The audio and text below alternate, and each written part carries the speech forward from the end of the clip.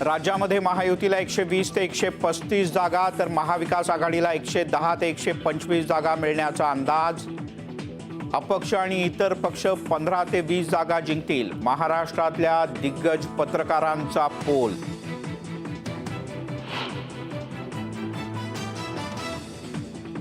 Matrix, P Marq, poll diary आणि पीपल्स प्लस तसंच चाणक्य या सगळ्याच एक्झिट पोलनुसार राज्यात पुन्हा महायुतीचं सरकार येणार। आघाडीचं टेन्शन वाढलं।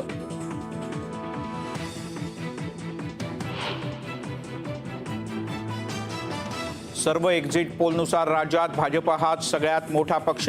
एक्झिट पोलच्या सरासरीनुसार भाजपला 70 ते 80 जागा मिळण्याचा अंदाज तर काँग्रेस राज्यातला दुसरा मोठा पक्ष राहणार।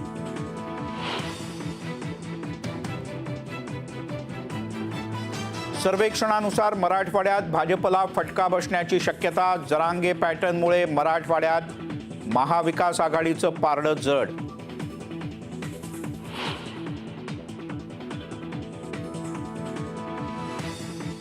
राज्यात अनेक ठिकाणी वेळ संपल्यानंतरही मतदान सुरूच। मतदान केंद्रावर संध्याकाळी नंतर गर्दी वाढल्यानं मतदान प्रक्रिया लांबली।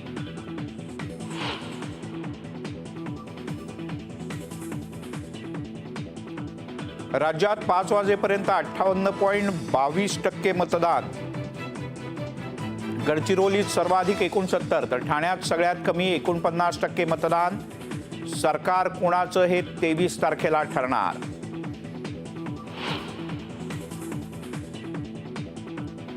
मतदान संपताच देवेंद्र फडणवीस सरसंघचालक मोहन भागवत यांच्या भेटीला।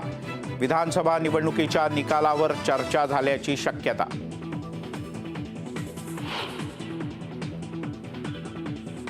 नागपूरमध्ये ईव्हीएम घेऊन जाणाऱ्या वाहनावर हल्ला। ईव्हीएम घेऊन जाणाऱ्या कारची तोडफोड।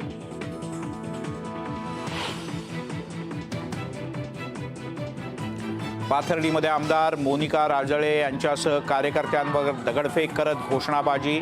राजळे यांच्यासह कार्यकर्ते आणि पोलीस जखमी झाल्याची माहिती।